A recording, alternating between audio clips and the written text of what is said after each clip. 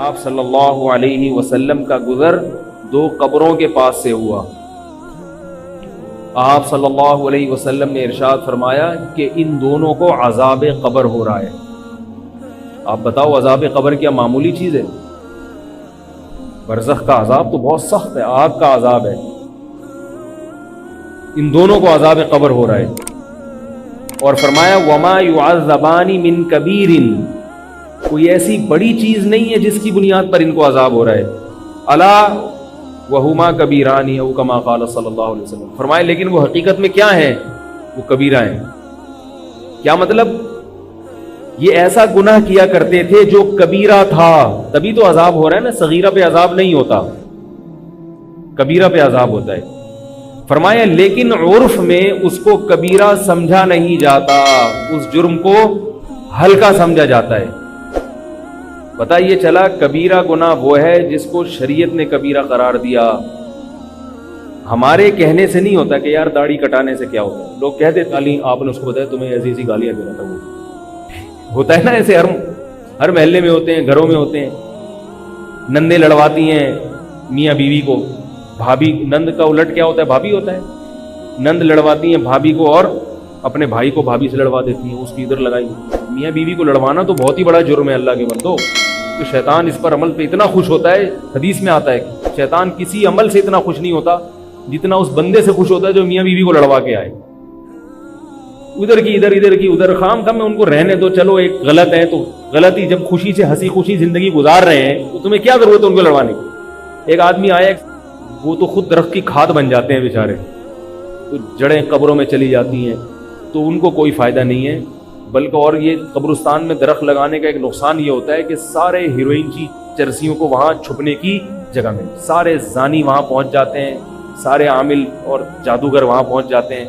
تو اب آپ جا کے دیکھو یہ کتنے گھنے قبرستان ہیں کہ اس میں مردوں کو تو کوئی فائدہ نہیں ہو رہا. مردہ تو قبر کے اندر ہے نا، اس کو تو ایئر کنڈیشن بھی لگا دو بیچارہ، اس کے لیے تو یہ دنیا ختم ہو گئی اس کا.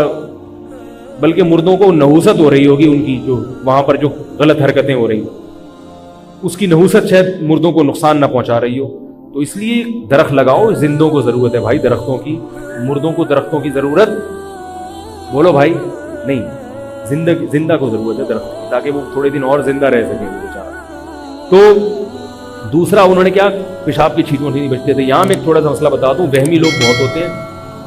اب وہمی یہ حدیث سن کے پیشاب کرنا ہی چھوڑ دیں گے.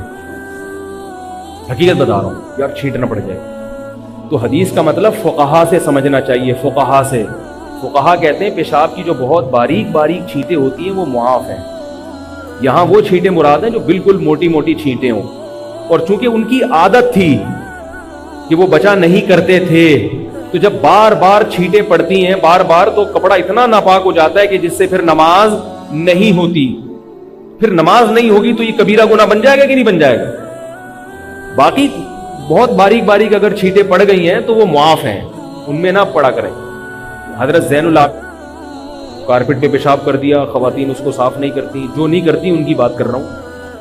تو اب کیا ہوتا ہے، اسی پہ لوگ آ کے بیٹھ رہے ہوتے ہیں، اسی پہ کیلے پاؤں لے کے چل رہے ہوتے ہیں. تو یہ وعید ان لوگوں کے لیے بھی ہے. سمجھ رہے ہو؟ خواتین کو چاہیے کہ کچھ کام پیمپر کرے گا، کچھ آپ بھی کر لیں. پیمپر اپنی ذمہ داری پوری کرتا ہے، لیکن بیچارہ کسی دن پیمپر لگا رہنا بھول گیا وہ. تو اب کیا ہے کہ اگر بچے نے کہیں بیڈ پہ کر دیا تو اب آپ نیچے ایک ٹب رکھیں اور اس گدے پہ اوپر پانی ڈال کے پانی بہا دیں.